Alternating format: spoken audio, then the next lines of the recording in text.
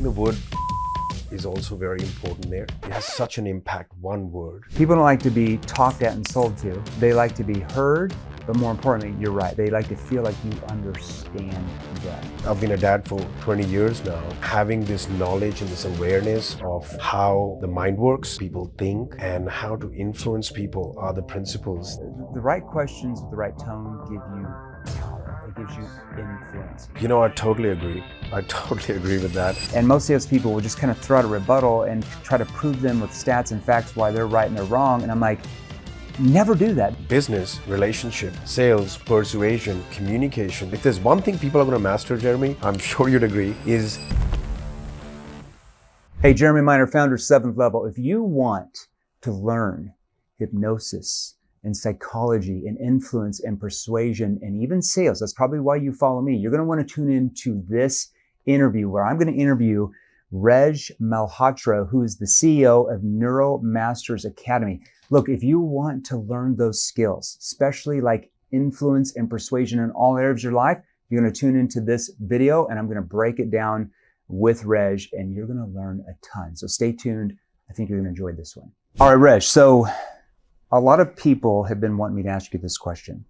What's the biggest mistake you see people make in relationships? Like, what's the biggest mistake? The biggest mistake, Jeremy, and this is after working with thousands of people, and this seems to be a very common theme, is expecting the other person to get your point of view. Yeah. Why do we do that as human beings? Like, why do we expect, like, let's say you're in a marriage or you're dating somebody. Like, why do you expect them, like, why doesn't she or he understand where I'm coming from? Like, why do we feel that way? I think we're inherently like that. Secretly, we want people to be like us. Yeah. That's point one. Point two is, you know, there is this deep desire to win. Yeah. Right? Or the desire to be right, Jeremy. I think you'd agree. Yeah. People will die to be right. And I think that's what presents itself in personal relationships as well. Well, I think it's true because, you know, I'm friends with, you know, there's a presidential election here, you know, here in the United States right now. So it's interesting because I'm really good friends with a campaign manager, campaign advisor in the presidential election right now going on. And I said to this gentleman one day, I was like, listen, do you want your candidate to be right or do you want them to win? Because those are two separate things. Because I'm like sitting here watching some of the dialogue and the communication and I'm like, well, they're just basically telling everybody that they're right and the other person's wrong.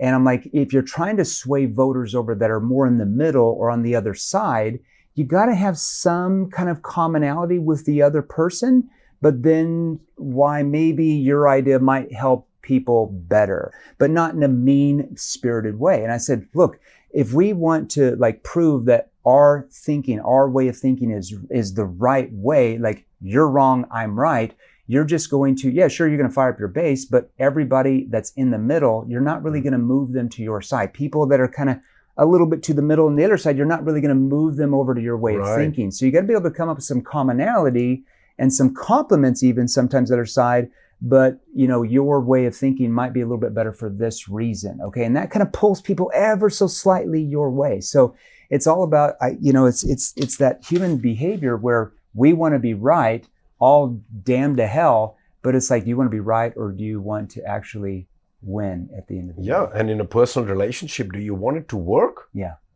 Or do you always want to be the one on top, the one who's right? And you're spot on there, Jeremy. I love the example you've used there because that's what it is. A lot of people will spend weeks and years trying to be right, even in their home. Yeah, it's so true because if you're going to like therapy with your partner or whatever, and all you keep doing with the psychologist is just arguing that your way is right, nothing will ever happen, right? The other person will not come close to your way of thinking. They're more than likely going to do what? Get defensive and dig in their heels of how they feel, right? Which I'm sure what you refer to it in your work as resistance. Yeah. Right? That's building because people want to be right. And so they'll go into defensive mode. Yeah. And now the communication is dead. Yeah. And it goes nowhere. Well, it's the same. It's true in sales, right? We would call that sales resistance, right? Where let's say that the prospect throws out a rebuttal or throws out an objection, and most salespeople will just kind of throw out a rebuttal and try to prove them with stats and facts why they're right and they're wrong. And I'm like, never do that because you're hardly ever going to move anyone to your way of thinking by logically proving that you are right. You will never like, you could have the facts in your face. You could say like, listen, I don't believe in the sun. The sun does not exist, and the sun is shining in your face.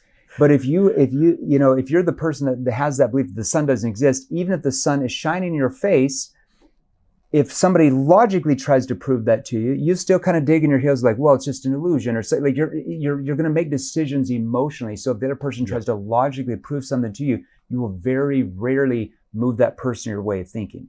It's, what I think is, you ever those friends on social media that when politics comes up, they're like, one side or the other. Because I have friends that are Democrat and Republican, right? I'm just right in the middle. They're watching all this going on. I find it fascinating. And they'll post something about, oh, they said this and this is horrible, blah, blah. And it's usually when I read the other side, I'm like, I don't think they meant that. It's probably taken out of context or exaggerated, right? I always find that the truth is more in the middle. But then you'll see other people that believe in the other side, and they'll start to attack each other.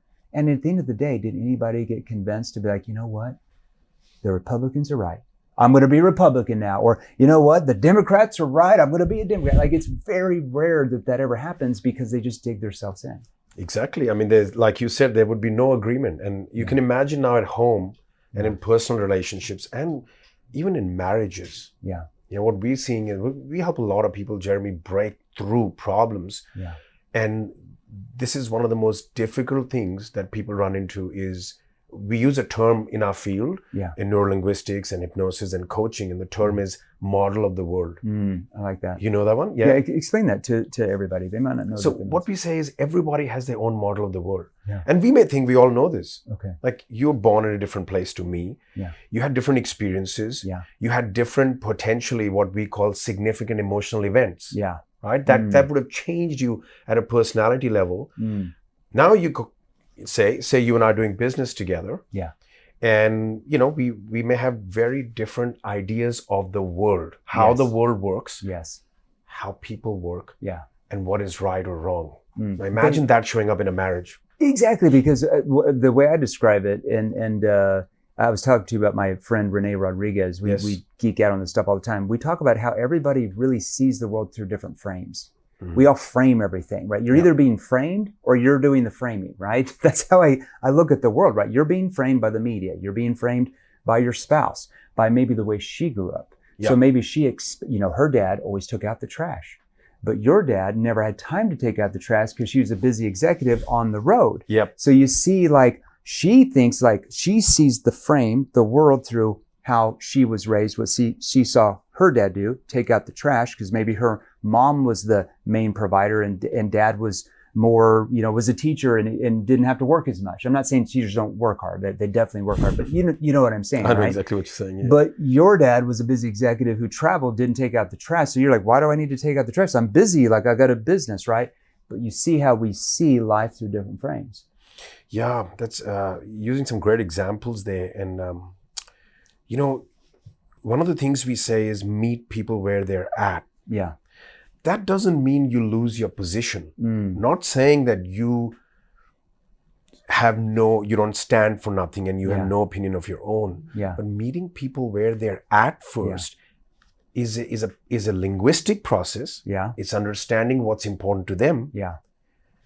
Entering their world and taking them from there. We say take people from where they are, not from where they're not. Yeah, exactly. And it's almost like you can explain that to them. Like, oh, honey, I'm so sorry. Like, because what I've done is like, like, babe, like, what did your dad do? Did he take out the trash? Because I went to school for all this stuff. So I'm trying to see her way of thinking, right? And so like, oh, did your dad take it? Oh, that's why you want me to take the trash, because your dad did it for your mom. Okay, now it makes sense to me. Whereas before I'm like, why in the hell would she want me to do that? Like, can't she see I'm busy? Yep. So it's like, like Stephen R. Covey says, 7 habits of highly effective families, or whatever. I got a bunch of his books over here. But he says, first seek to understand and then be understood. I think if everybody lived their life like that, including like world leaders, I think we would very rarely have wars and things like that. That's beautifully said. Yeah. And I think it's not as hard as it seems. Yeah. If you think of rapport building processes, which I'm sure you teach as well, I mean, what are you doing? What is matching and mirroring? Yeah. What is using people's keywords and phrases. What is that really about? Yeah. Because people like to feel heard and understood. Yeah. I always say that, people don't like to be talked at and sold to. Yes. They like to be heard, but more importantly, you're right. They like to feel like you understand them, right? Yep. People will always buy from the companies or salespeople who they feel understand them the most. Because if they feel you understand them the most, that means they trust you can get them the best result. You absolutely spot on. I mean, as a CEO, as someone who's as a business owner, the amount of people that we meet, right, who want to help us grow the business or get our work out there. And I would say, Jeremy, at least 2 out of 3 times I walk out of those meetings, if someone is wanting to partner with us or provide a service to us, I walk out of there feeling not understood. Right? Yeah. And like if you walk out of those meetings not feeling understood, it's going to be very hard for you to be like, you know what, I'm going to go with that company. Let's say if you're looking at a marketing agency for branding, we were just talking about that. Yeah. If you talk to, let's say, 5 different marketing agencies, if you found one that you felt like, wow, they really get me. They get me. They get my brand. Yep. It doesn't matter if they charge 25% more. You will go out and find the funding to do that, because if you feel they get me, they understand me, you're automatically, your senses, the way your brain works is you're going to feel like they're going to get you a much better result than the companies who you feel like don't really understand you. I totally agree. I totally agree with that. So you can see that the idea you raised, your question, really applies to all of the different areas in business, relationship, sales, persuasion, communication is right across. So if there's one thing people are going to master, Jeremy, I'm sure you'd agree, is the ability to meet people where they're at. Well, I believe that everybody in the world is always selling every day. And when I say that sometimes at keynotes, to even some audiences that aren't necessarily salespeople, they might be in the operations department, or they might be in the finance department, or whatever, marketing department, they kind of look at me, and then after a couple of minutes, like, oh my God, I never thought about it that way. Because every day you're out trying to persuade, you're trying to influence, you're trying to move others to your way of thinking.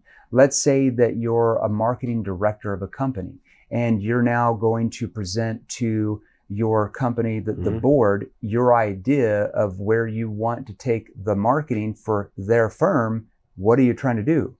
Persuade, influence, and move other people. If you're a stay-at-home parent who's trying to convince your kids to go to bed on time, what are you doing? You're trying to persuade, influence, you're trying to move others. If you're an attorney trying to convince a jury that your client's innocent, you're trying to persuade. I mean, literally, I could go through everything. Everybody's selling, persuading, and influence.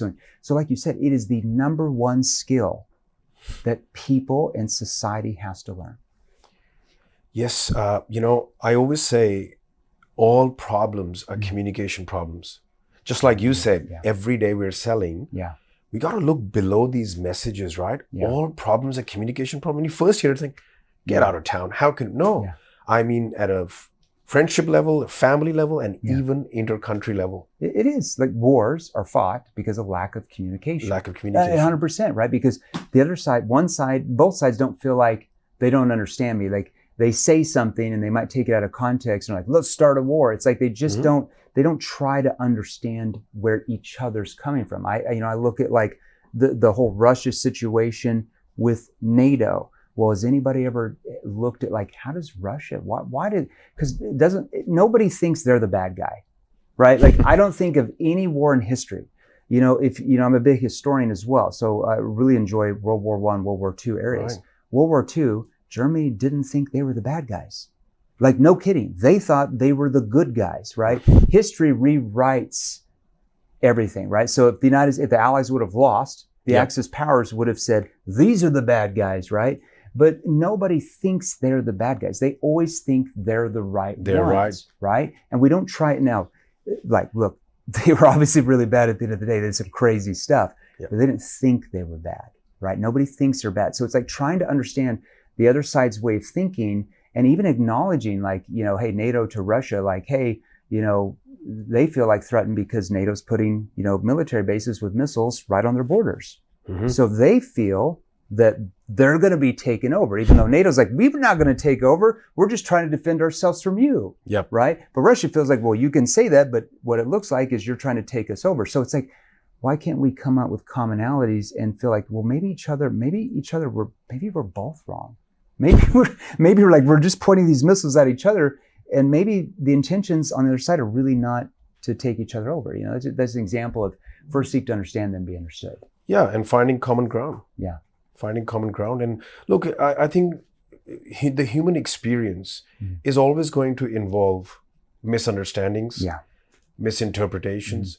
But if someone is watching this video, if someone is, I'd have to presume that they are looking to be a better person, either in business or in life or whatever it is. This should be a non-negotiable. Yeah, 100%. All right, so I've got a bunch of other questions for you. How do you, I think this is a really important one. So make sure you guys are paying attention to this right now, because if you have kids, you want to hear what Reg is about to say. How do you get your kids to listen to you and do what you want them to do? I love that question. And again, I'm sure that's plagued parents, just like, questions about relationship. And I mean, there are so many places we can go with that, Jeremy. For me, I've been a dad for 20 years now. Yeah. And, having this knowledge and this awareness of how the mind works, how people think, and how to influence people are the principles that fortunately I was able to apply. Yeah. And how do you get children to do what you want them to do? Well, it's no different to what we were discussing earlier. What is important to them? What is it that they want? What is their point of view? Yeah. But as parents, sometimes we say, now you don't know anything. I'm the parent. I know. Yeah. But what if you were to make a strategic shift? Listen to their words, their phrases, almost like in sales, right? Yeah. Agree with them, meet them where they're at, and then influence them with your idea. Yeah. And it doesn't mean that you like, let's say you're wiser than them. Let's say you're talking to a 9-year-old, you probably have more life experiences, right? They might not think that dad knows or mom knows what they're going through, but you probably do, because you went through it. Maybe you had other kids that are older than that went through it, so you have more experiences, right? So it's almost like you can listen to what they say and take it in and then offer like a different perspective. Yep. You can agree with them, like, I really agree with you on that. Like, that's a really valid point. How can I communicate to you, though, that you might be making a mistake without you getting upset with me? See, I love that. It's like, but I have to shift my tone. I have to have more of a concerned tone, because if I'm like, well, I mean, how can I communicate this, that you're making a mistake here? Like, you don't you understand you're making a mistake? See, now I'm defensive. Yeah. So they're going to get defensive and their guard comes up. But if I sit here and put my hand on my chest, it's just body language signal that shows that you're concerned. And I can simply say, how can I really like what you said? Can I ask you something though? Sure, Dad. How can I communicate to you that you might be making a mistake without you getting angry at me? Well, Dad, I'm not going to get angry at you. See, it's like it's a disarming technique, right? And so, hey, I'll be the first person. Like, I get lazy with some of this stuff sometimes, because I'm out here, I have a sales training company. We're training, companies, salespeople, all different industries, like these techniques and all the time. So I'm doing that all day. Like, I might have a keynote or a workshop where I'm in there for 4 or 5 hours, right? And then I fly back home, and then I'm sitting there talking with my kids at 8:00 at night. And sometimes I'll get lazy. And then I sit back and I'm like, you know what? I caused them to get defensive because I was lazy. And what I always tell our account executives and our salespeople here in 7th Level, and I live by this, except at night when my brain is jello, is you're an actor or actress who's always on stage in a play that never ends. So you're an actor or actress always on stage in a play that never ends. So that reminds me, Jeremy, you can't get lazy at 9:00 at night with your kids. Like, what you're training companies and salespeople to do, you need to be able to do that at home all the time. I love that. And the idea of actor or actress, and I think of it as a performer. We perform different roles, and we've got to have a skill set. Yeah. We've got to have the mindset, and then we've got to have the action set, right? Yeah. We've got to take some form of action. And I want to tap into something you said earlier about tonality. Yeah. So when it comes to communication, there's a few different things you touched upon, which, we've been teaching people for years now. Mm-hmm. Tonality, Mm-hmm. how you say it. Yeah.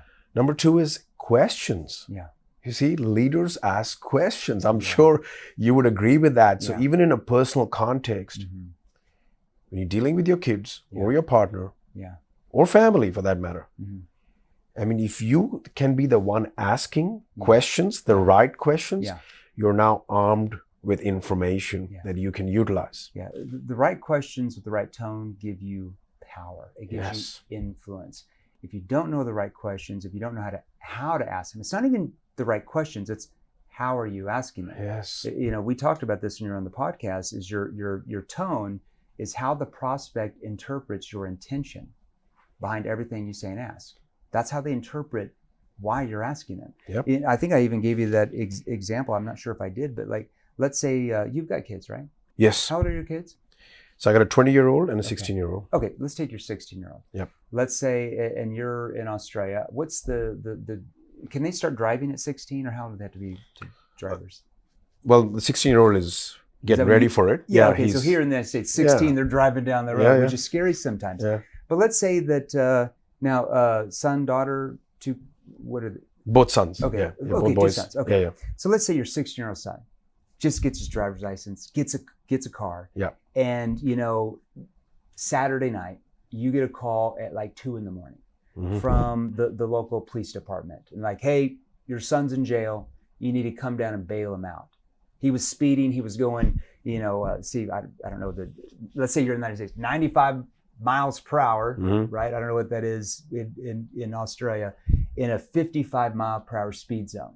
Okay.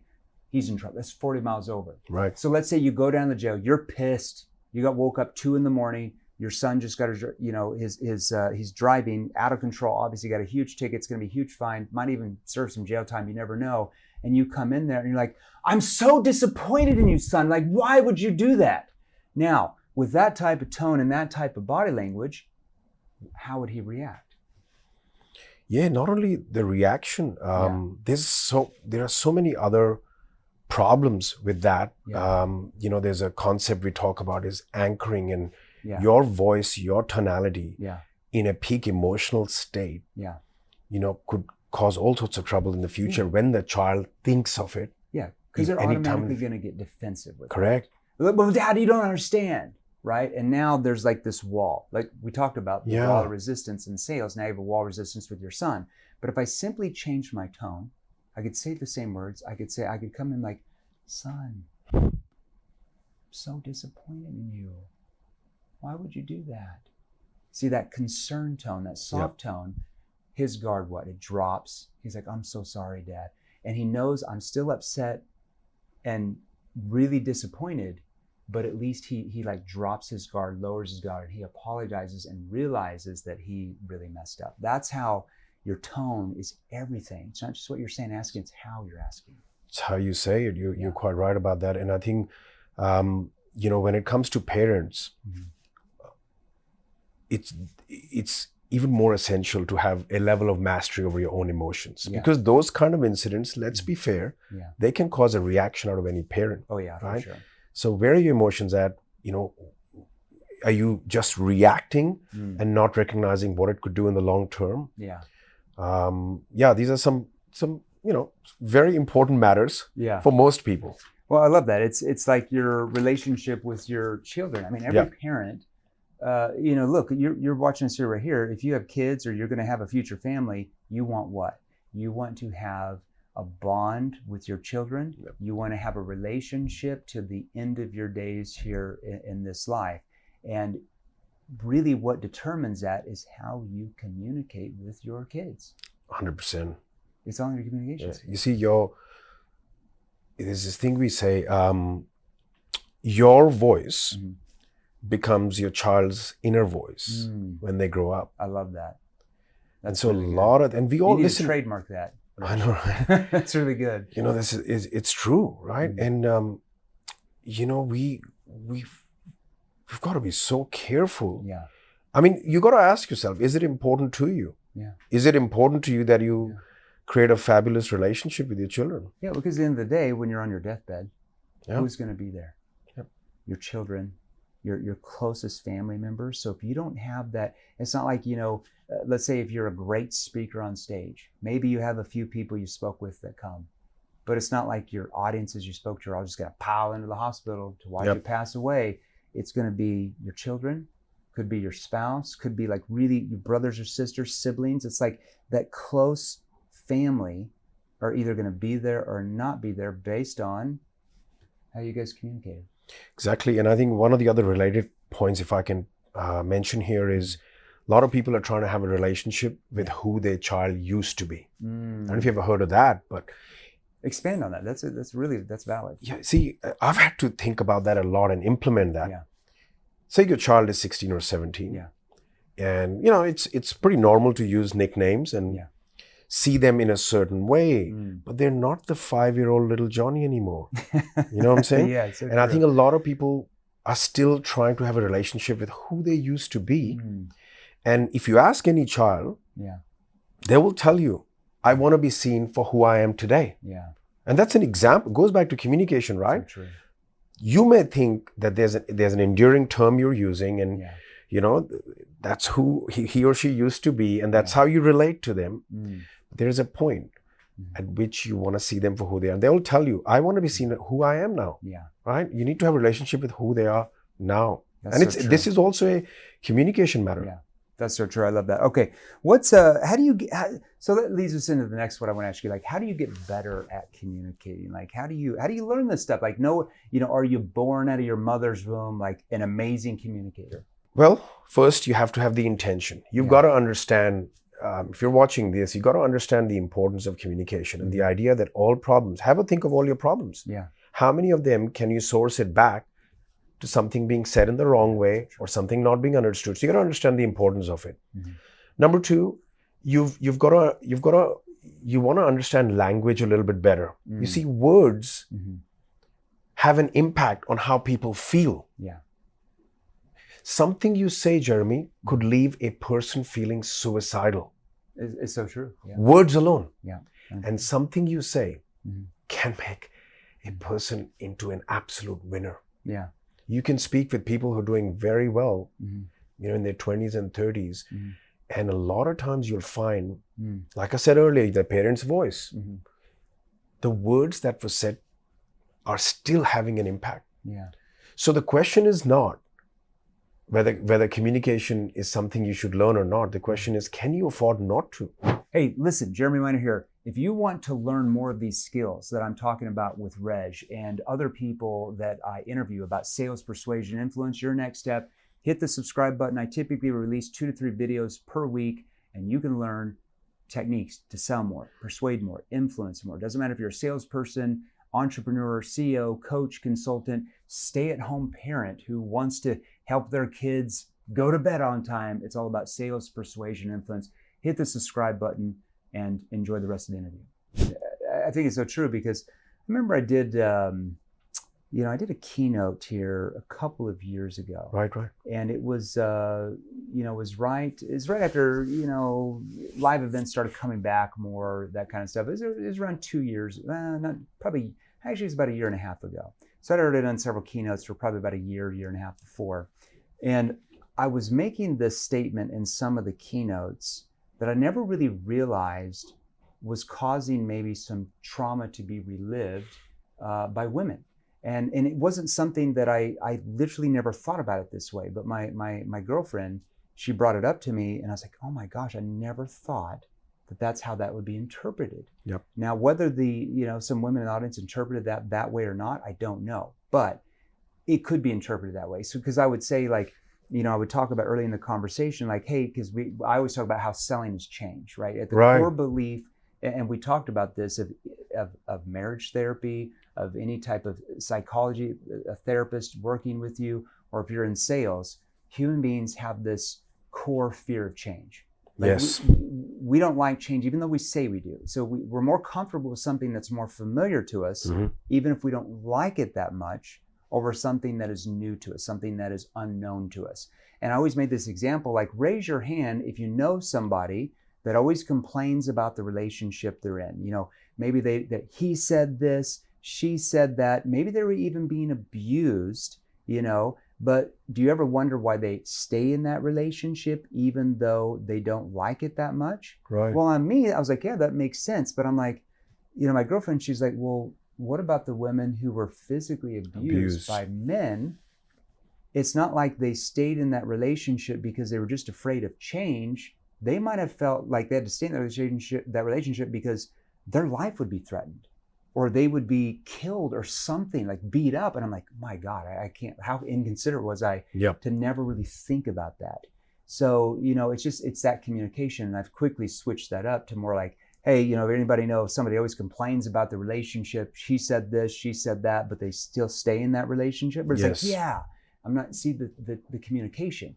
I could have caused somebody that had been through that trauma to relive that trauma just by the words I was using. So that's the point, I want to go back to is words lead to feelings. I mean, this is not rocket science. Yeah. So true. Now, that's not to say that you have to be careful about every single word and you got to think about it all the time, but you must understand, going back to your earlier question, how do you get better at communication? You must understand this principle first. Because if you're not even aware of it, you see, Jeremy, most of the speaking we do, like even I'm doing right now, is unconscious. Yeah. So it would be conscious if I stopped and thought about every word. And if all you're going to do is have no understanding of how important words are and what they can do to a person, then you can never really get on that communication journey. Yeah. It's so true, 100%. Now, I want to talk about this. Like, what are some of your favorite books on communication? Maybe the top 3 books you'd recommend, or 4 or 5 books. Maybe you have 20 books, but what are some of the top books you would recommend people, or even training programs? I love books. Books, though, don't really cause you to master communication. It's like an overview, because you're just reading the words. You're not hearing the tone that comes with those words. But maybe give us some books or training programs you feel are really, really good to help people really master communication. I'll start with the books. One of the greatest books, I would say, is Influence. By Cialdini. Yeah. Yeah, he's the head of behavioral science here at Arizona State University, just 20 miles south of here. Oh, that's amazing. Yeah. That book, not only does it, initially it might appear that it applies in marketing and business, and it does. But if you think about it, a lot of those principles apply in our personal lives. True. The idea of reciprocation. Yeah, true. Now, that's a great book. And Influence, right? That's a great book. Yeah. I mean, some of the ideas like consistency. Yeah. And it goes back to our earlier point. If for me to be consistent with what you said is an easier way for me to get my point across to you. Valid. Yeah. So that I can meet you where you're at. Yeah. Right. So listening to the words, talks about social proof. Yeah. Okay. Authority and reciprocation. Some really powerful. Persuasion. I like, he talks about social persuasion, right? So if you can, let's say, show, hundreds or thousands of testimonials, you have social persuasion, right? It's undeniable that whatever you do is effective. Works. Or works. Like, you could be a general manager at a car dealership, and if you start posting all these pictures of clients with you, like over and over each day, you're showing that audience that, wow, what you do is helping people solve problems and get where they want. So it doesn't matter. You could sell life insurance. You could be a stay-at-home parent that's taking care of their kids, right? But you're showing that social proof every day. I mean, you can see, there's no point fighting who we are as a species. Yeah. These are the things that influence us. And even in a personal context, if you want to get a point across to your partner or to your children or to your team, why not show them some social proof first before you make your points? Yeah, I mean, it's one thing that we do with all of our new salespeople. And I've even found, like salespeople, let's say they had a bad week. Right. They'll be like, what really helped me is I went through all of our testimonials. Because we try to capture all client testimonies as much as we can, right? So we have a little bit over, at filming this right now, a little bit under 24,000 testimonials in the last 40 years. Right. It's a lot, but we have a lot of clients. Those are the ones we found. Those are just all clients, not like from free YouTube videos or something like that. But sometimes, like even our reps, like when we onboard them, when we give them like this Google Drive, here's 24,000 testimonials. It's social proof that they know what they're selling helps people and companies solve problems and get where they want to be. So it gives them a lot of drive. It gives them a lot of certainty that what we do, what they're selling, actually works. But if you go into a company, let's say, doesn't have much testimonials, right? Your salespeople don't really have that belief that what they're selling is really going to help people. And I think after a while, they start to want that, right? They crave like, hey, I want to know that what I'm selling really helps people. Because I think most people, even if they get into sales, like just strictly, I want to make a bunch of money. I think at the end of the day, salespeople get burned out if they don't really believe in what they're doing. Yeah. And I think if you believe in what you're doing, and whether as a business owner or a salesperson, and you have conviction about it, you know it works, you know it's a good service or a product, then one shouldn't hold back from providing social proof. And I think I'd be interested to hear your opinion on it. Yeah. What do you think stops people from sharing social proof? Because I actually personally have met people who said, nah, I don't want to show off. Can you believe that? Yeah, and I think, here's the thing, like I think that showing off to me would be like, let's say you buy a Lamborghini, right? And you're driving down the road, you're like, hey guys, I'm in my new Lamborghini, like, and you're taking all these pictures around your Lamborghini and that kind of stuff. I think the world has moved away from that type of influence. I don't think it's very influential. Now, I would like, it's great if you have a Lamborghini. I personally think they look like alien ships. I'm more like a Bentley, Mercedes, Range Rover guy. I'm more like classy. That's how I view it. No offense to my friends who have Lamborghinis. I still love you. But if you got a Lambo, record content just driving down the road. Don't even bring up that you're in a Lambo. Yep. People will see it. They'll see the stitching. They'll just know it. And to me, that raises your status because you don't have to brag about it. I look at like a sports figure that would do that would be like Tom Brady. Right. Like how often do you hear Tom Brady be like, I'm the greatest quarterback in the world. I am the number one the greatest quarterback. Nobody will ever be as good as me. You'd start to resent that dude. You'd be like, that guy sucks. Yeah. What an idiot. He doesn't have to do that. He just goes out and performs. Right? Exactly. And the society rates or views him as the greatest quarterback because he backed it up, right? So I think that social persuasion is like, hey, if you've got a really nice car, do some content in it, but don't say, I'm in my brand new G-Wagon.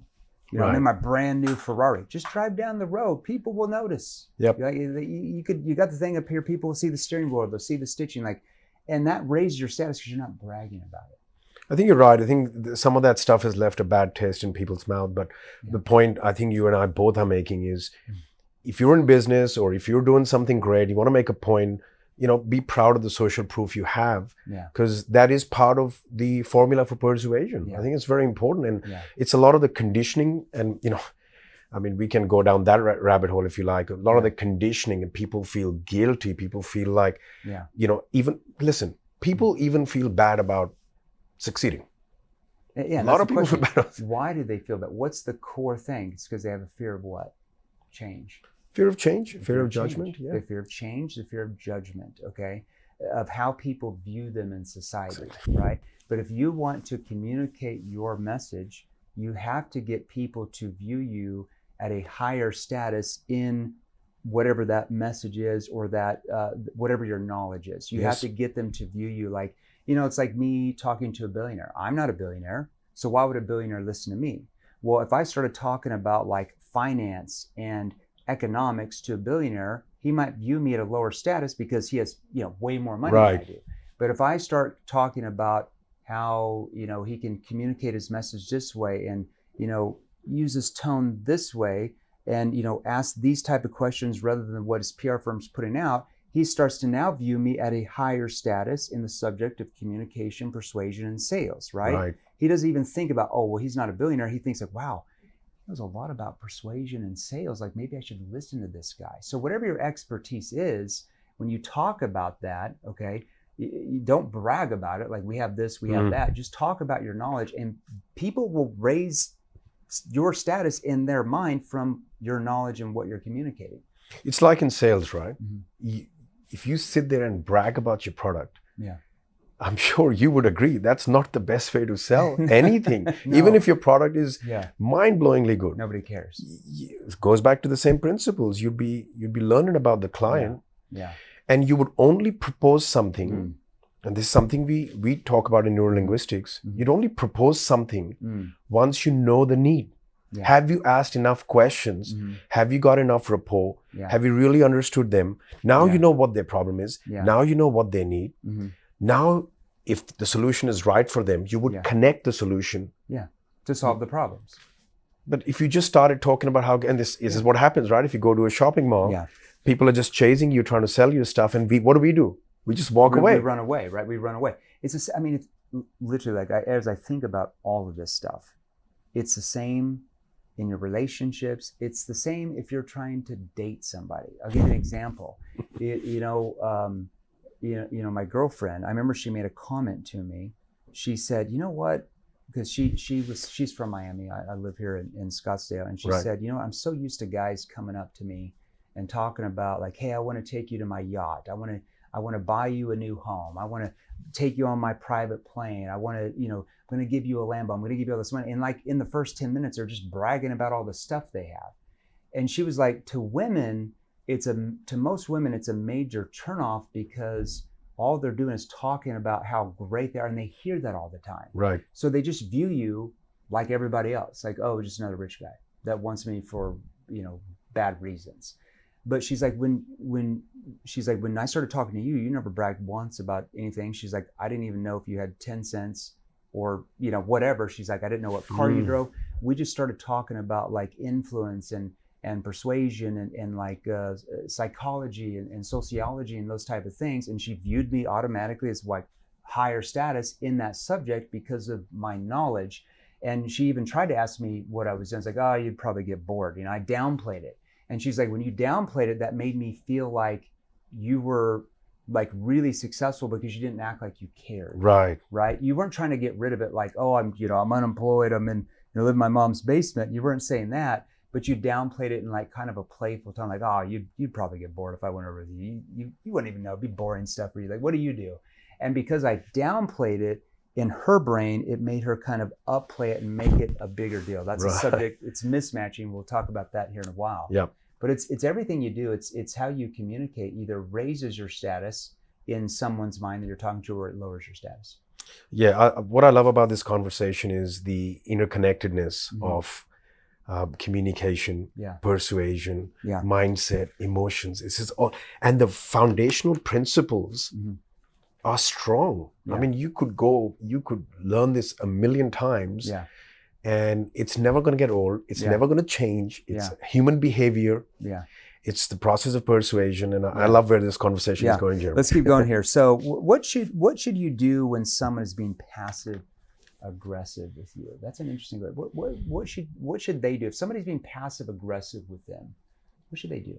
Yeah, this idea of passive aggressive. Yeah. First we got to understand what that means. This person is potentially they're trying to make a point. They're not just coming out and saying it necessarily how it is. Maybe they're just being aggressive, but not in the very stereotypical way.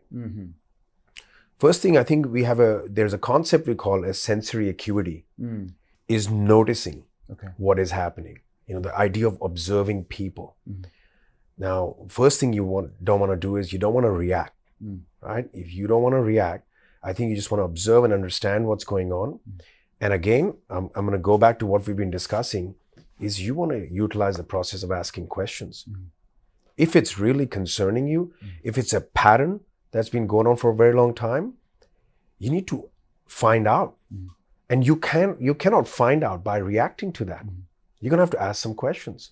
What questions in your mind, I know this is all based on the context, but what's maybe a question you might ask someone in the workplace that maybe is being passive aggressive with you, like trying to force you to do something, but kind of in not like, hey, you need to do this, but they're passively like they're being passive aggressively doing it, and you can feel that. Any question you might ask them, or what would you think there? One of the style of questioning, Jeremy, that I've found very useful is something we teach people who, become life coaches or neurolinguistic practitioners or even hypnosis practitioners, is a process of chunking down, right?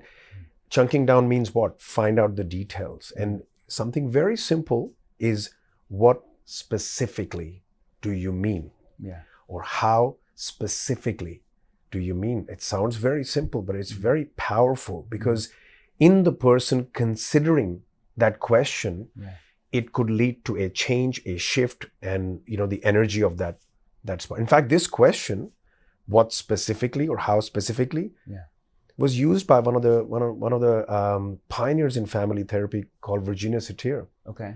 And this, what it can do is it can displace resistance.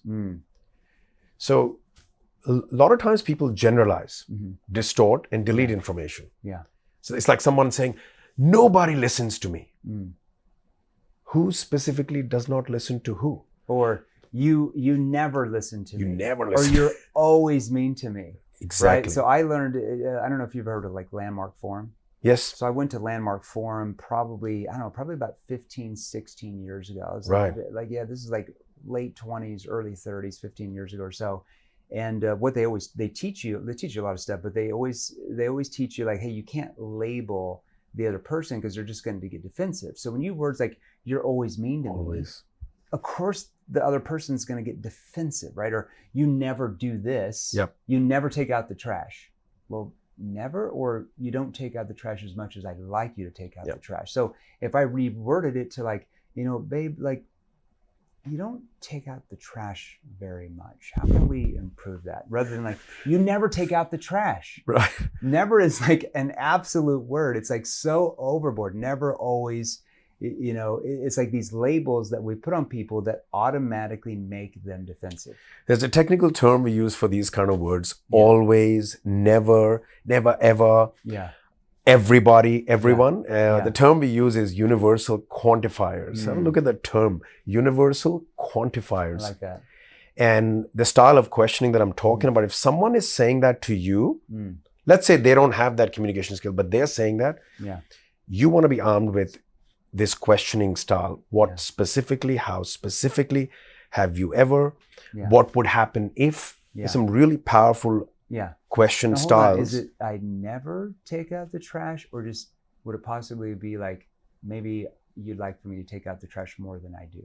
Right. Yeah. Okay. I would make. Oh, okay. Okay. I just want to make sure because I took out the trash last night, or whatever. So it's like it's how you say that. I love that. Okay. So what's a psychology hack you can use to keep any conversation going? An audience member asked that. What's a psychology hack you can use to keep any conversation going?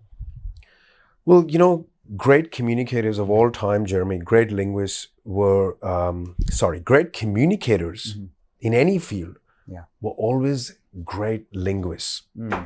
Number two, go back to that. What does that mean? If somebody doesn't know what a great linguist is, maybe describe that to them. Just a strong grasp of language. Okay. And another way I'd put it is, would understand what's happening below the language. I'll come back to that in a moment. Okay. But the point I want to make here is, the second thing that great communicators have always had is the ability to direct a conversation, right? To take it where they want it to go. Reframe it. That's what we would call it. You're reframing their way of thinking over to a different way. Reframing is very important, but the other thing they're able to do is to intentionally make it abstract, or what we call artfully vague, or specific. There's a process called chunking up, chunking down. So you're hearing a point. If you were to just ask yourself or the other person, even ask yourself before you come to the response, for what purpose? What's the intention? This is a process of getting access to more vague, abstract ideas to present. And then you can go into the detail only as quickly as you're getting the information you want. So that's how I would answer that, is to be able to direct a conversation. Do you need to be more abstract? Or do you need to get more specific? You see, most disagreements, Jeremy, happen in the detail. Okay, that valid, And if you look at the way politicians respond, and leaders who are often seen in the public space, you'll notice that when they're asked questions, have you ever noticed that they keep the answer fairly vague?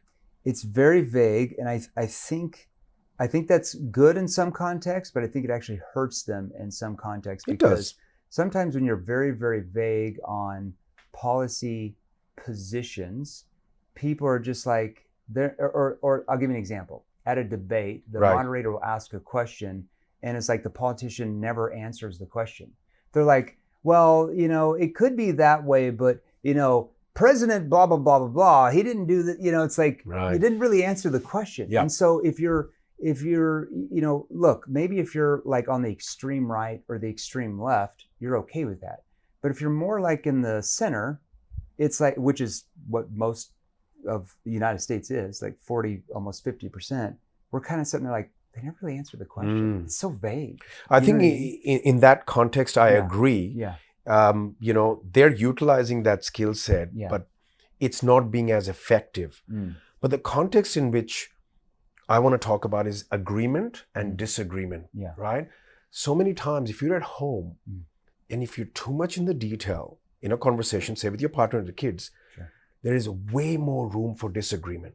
That's valid. Yeah, I could see that in that context. And then sometimes you just have to chunk up one level so that there can be more agreement and then chunk down again. So that's a communication technique. I think people, I believe people need that in business. Yeah. They need that at home, and they definitely need that in persuasion and sales. That's very true. Or what are some tips for balancing family and business? We have a lot of, we have a lot of entrepreneurs that we'll be watching this. We have a lot of salespeople, sales executives, sales leadership roles, CEOs, that type of thing.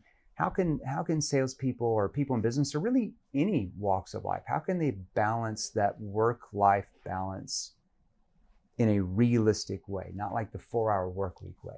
And hey, no offense, I love that book. I think it's a great book, great marketing. Sometimes when you have a family, I'm not sure I could do the 4-hour work week and balance everything.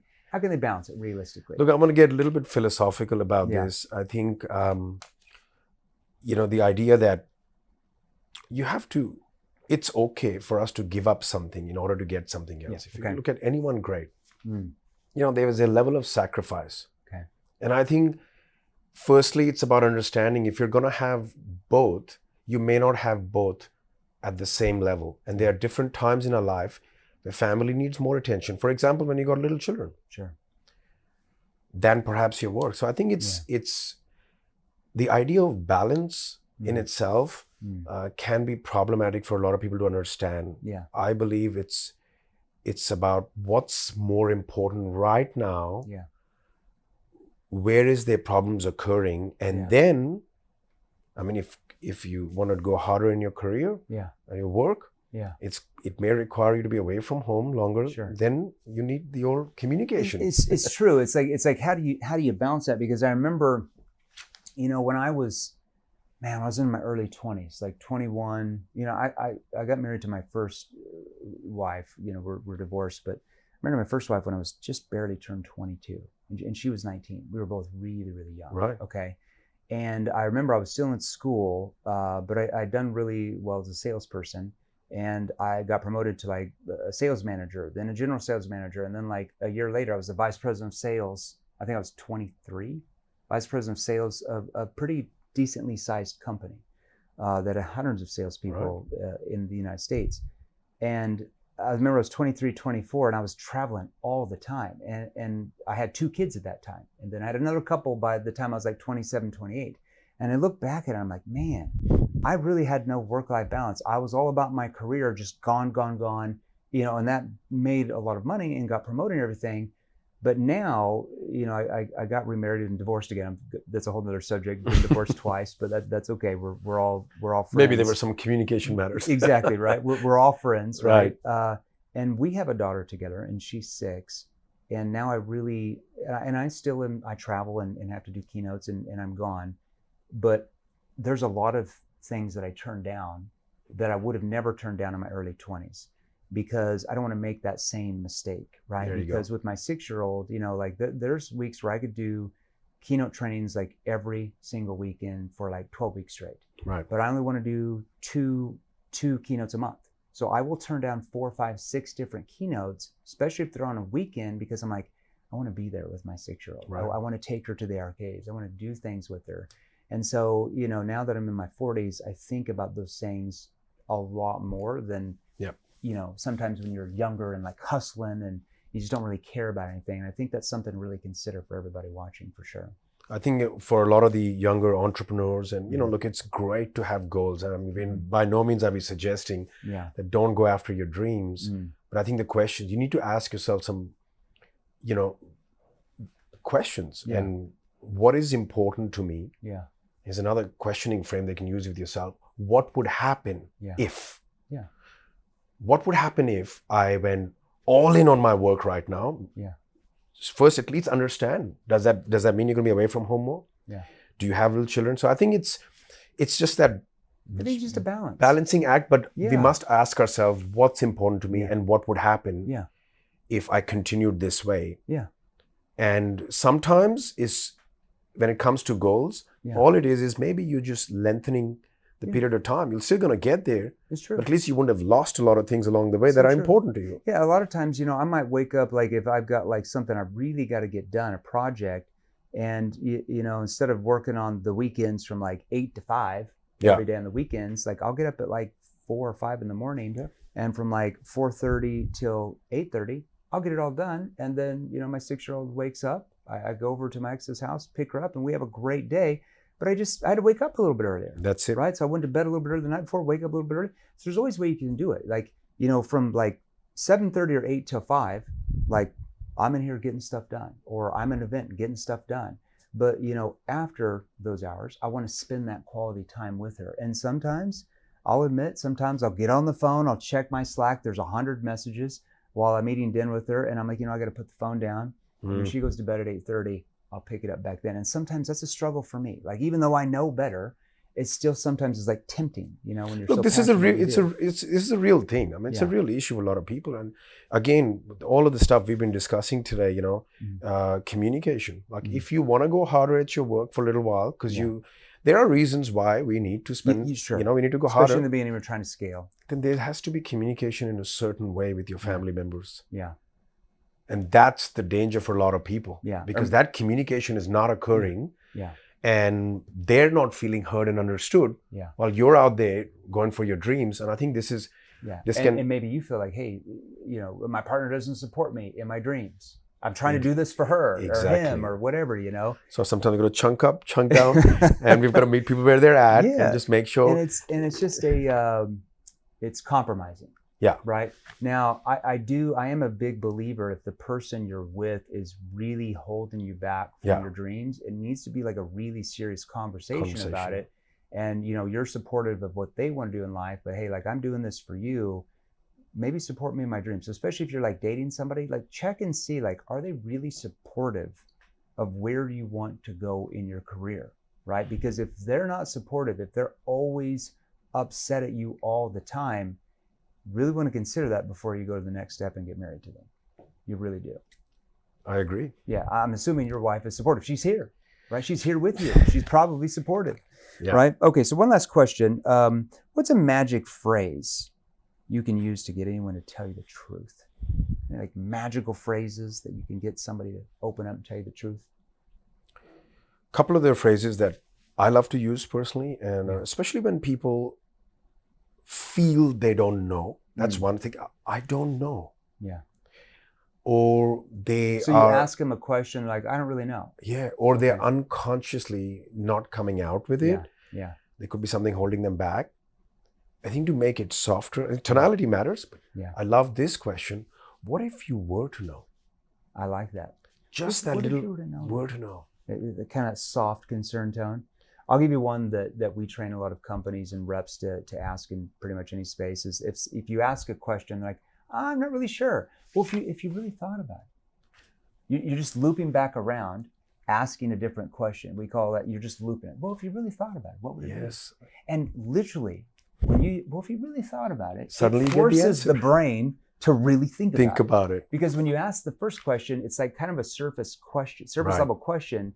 And they don't even think, they don't internalize it. So that's just them reacting, saying, oh, I don't really know. Like they didn't really even think about it. No, they didn't think about it. I love that. Yeah. Yeah. So if you just like, well, if you really thought about it, and then it's like you see their head go like this, and it's like the brain is like starting to compute, and now they're starting to think about it. That's a really good thing. Suddenly they come with the end. There's another one that I really like, Jeremy, and it's worked for me fabulously because I'm always out there intervening with people, helping them break through. And and you say, can you pretend you know? Pretend you know. What would it be, maybe? It is absolutely like incredible. I'm getting a result more than 90% of the time, and the answer is real. Yeah. Wait. So pretend you knew. What would it be? Yeah. That tone. Yeah, I like that. Can I borrow that one? Yeah, sure. Oh, I like that. That's a really good one. Here's another good one. You can borrow this one. Like, hey, now this is off the record. Now I'm gonna go post it on your social media. What's really holding you back? Yep. You know, off the record. You know, it's like when the journalist said, hey, this interview's off the record, tell me the truth. Right. You know, I don't know what it is, but just that saying, you know, I started doing that early on in my career. I heard a sales trainer say that once. I think he worded it some way, a different way. I word it differently with a different tone, but he's like, yeah, just tell him it's off the record. I'm like, oh, that's a really good idea. Hey, like if somebody's like not moving forward and they're procrastinating and they won't buy, like, hey, can I ask you something, John? Sure, go ahead. And hey, this is off the record. I'm not gonna go post it on your social media. See, now I'm playful tone. Yep. What's really holding you back from moving forward? Or what's really holding you back from moving forward so you can really get your brand out there? Like if you're a marketing agency, I can repeat back the end result of whatever you do. Yep. What's really holding you back from moving forward so you really secure your network at home? Or, you know, if I'm selling cybersecurity, I mean, it could be anything. Like, what's really holding you back from moving forward to make sure sending the kids are financially taken care of when you pass? Like if I sold life insurance, like it's in my tone, that soft concern tone. I think the word really is also very important there. It has such an impact, one word. Yeah. In the context of what we do, we help people break through problems. There's a question that I love to use, Jeremy. Yeah. It's, you know, people often, we have this idea called presenting problem. When someone tells us a problem, we never treat it as factual. Because most of the time it isn't. Yeah. We call it a presenting problem. That presupposes that there is something else below that, right? So we'll receive that information. Yeah. And one of the other things we'll always do is we'll let the person speak a second time. Yeah. Then we'll say, now, John, what is this really about? And you will be amazed at what we get after that. It's your tone. Yeah. Because you're like, what's this really all about, man? What is this really about? I think the emphasis on really, So if you're going to help, even if you're going to help somebody, listen, everybody says, I want to help people. Yeah. I'm sorry, but you cannot help people if you do not know how to communicate. Dude, speaking to the choir, brother, like if you don't know how to communicate, you're going to have a lot of struggles with a lot of things, work, business, relationships, everything. You're just going to really struggle because you don't know how to communicate. And to me, like, what's holding back from somebody learning how to communicate? Like, it's the most vital skill you can possess. It doesn't matter if I call that, even if you're not in a sales, 1 out of every 8 people in the world is in a sales position that gets paid to make a sale. But the other 7 out of 8 people are still out there trying to influence, persuade, and convince. I call that non-sales selling. You don't get paid a commission for it, but you're still trying to influence people, right? You're trying to influence people to, buy, to take care of your cat when you're on holiday. You're trying to convince Uncle Joe to come over to roast hot dogs and watch the football game with you. Like it doesn't matter what you're doing. You're trying to persuade, influence, convince. If you're a politician trying to get people to vote for you, you're trying to persuade. It's everywhere all the time. I think you're so right. I think it's just our conditioning. Yeah. So a lot of people have a very negative connection with the word sales. Well, why though? That's the question. It's called a negative internal representation because of what they saw, heard, and felt growing up. The way how salespeople have been taught how to communicate triggers that, yep. right? If we're like pushy, aggressive, overbearing, high pressure sales, society doesn't like that. Like human beings, like salespeople don't like to be sold that way. So I always wonder, like, wait a minute, you're using those techniques to try to sell, yet when salespeople try to use those techniques on you, you don't like that. No. I'm like, do you not see the equation? Like, you don't like them because you're a human. Now that doesn't mean you get to the end of a conversation or conversations and be like, well, let me know if you're interested. I guess just get back to me. You're not going to sell anything that way either. So what I mean, the most persuasive way to sell, the most aggressive way to sell is when you learn techniques where the prospect doesn't feel like they were being sold to. That's it. That's the most aggressive Nobody way to sell. likes being sold to. Nobody gets up and says, hey, I just got sold a house. Yeah. It's like, nobody said that ever. You want to be aggressive at selling. Learn techniques where the prospect doesn't ever feel like they were sold to. In fact, they feel like you did them a favor by you letting them pay you to solve their problems and give them. That's the most aggressive way to sell, because they don't feel like they were sold. Because if you're pushing aggressive, they feel like they're being sold. So they're going to push back. No one likes that. No one likes that. And I think that's going back to the point about sales, a lot of people, listen, there is bad apples in any industry. Yeah, sure. Yeah. Right? Yeah. But the reality is that I would say to people, if you have not decided, there is nothing in your life that you've decided to master, or you feel like you don't have that one thing you want to be great at, I would pick communication. And one of the best ways to become a good communicator fast is to become, and here it comes, a salesperson. I agree. Yeah. Because if you get the right training and you're every day having to be in those interactions, you're going to become great at communication. Yeah. Well, even one of my, I've got a couple of my daughters that work for me here at 7th level, and one of my daughters, Quincy, she's on our customer service team. She's up there like answering support tickets every day. But where she started 3 years ago was on our DM team. So when people would start following me on social media, I probably have 15 or 20 people on my social media DMing people back. But back in those days, maybe 3 or 4.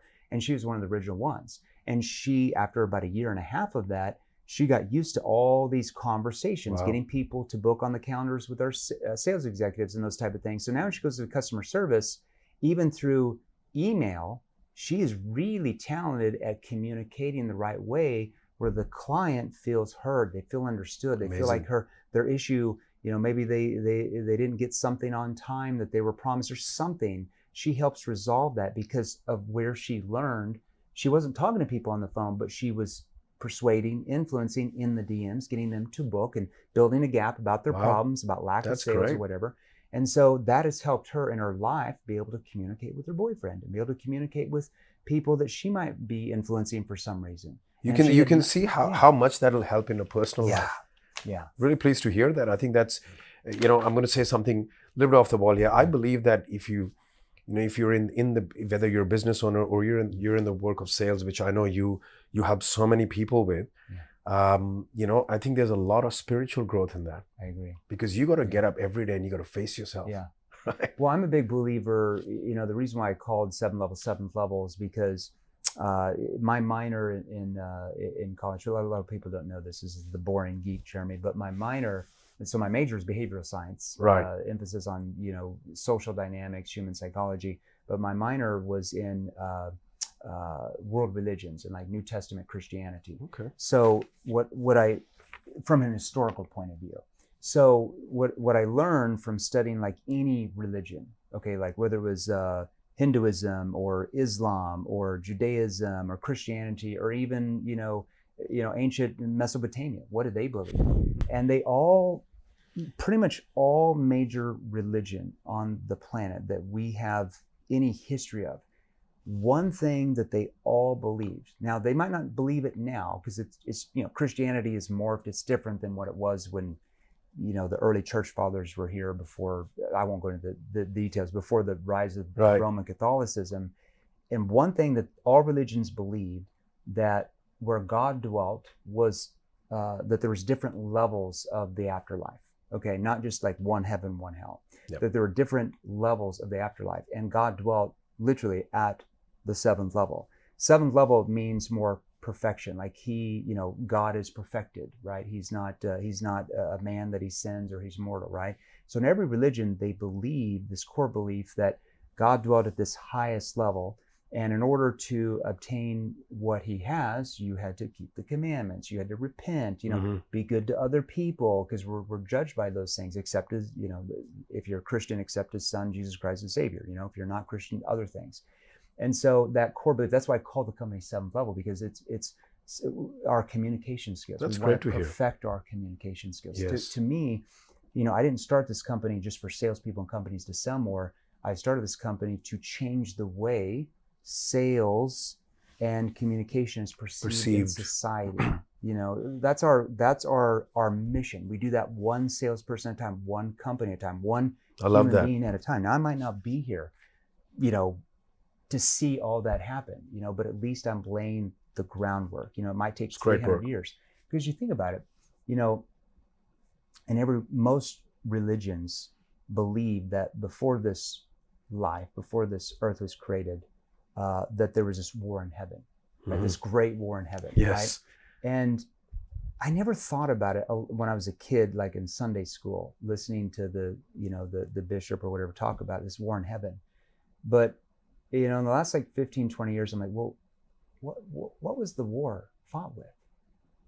Were they fighting with guns or tanks or bullets or swords?